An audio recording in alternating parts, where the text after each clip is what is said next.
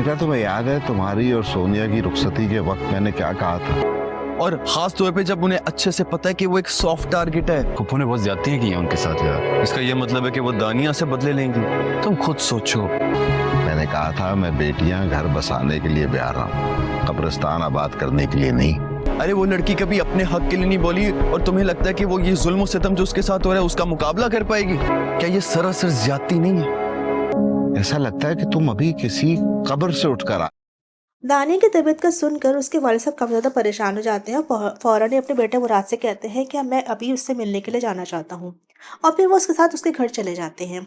उसको देखकर काफ़ी ज़्यादा परेशान हो जाते हैं क्योंकि वो बेइंतहा बीमार लग रही है और उसको देख के लग रहा है वो काफ़ी दिनों से बीमार है। तो वो उसको देख के कहते हैं कि बेटा तुम वैसे क्या हो गया, तुम तो बरसों की बीमार लग रही हो। फिर वो उससे दोबारा कहते हैं कि मैंने तुम दोनों बहनों को जब रुखसत किया था तो मैंने साफ साफ कहा था कि मैं बेटियां ब्याह रहा हूँ घर आबाद करने के लिए, कोई कब्रिस्तान आबाद करने के लिए नहीं। ये बात सुनकर उसके सास ससुर काफ़ी ज़्यादा परेशान और शर्मिंदा भी हो जाते हैं क्योंकि उनके घर में ही उस बच्ची की ये हालत है। दूसरी जानिब मुराद जो है वो वलीद से ये बात कह रहा है कि उसको क्या हुआ है, दाने को वैसे तबीयत ख़राब क्यों हो गई। तो वो अपनी माँ के हक़ में बोलता है कि जो तुम्हारी अम्मी है उन्होंने मेरी माँ के साथ बहुत गलत किया है। तो वो उससे कहता है कि इसका क्या मतलब है, क्या इसका बदला वो मेरी बहन से लेंगी? वो तो बहुत सॉफ्ट टारगेट है, उसने तो कभी अपने हक के लिए कुछ नहीं बोला, तो वो इस सारी सिचुएशन को किस तरह से हैंडल करेगी।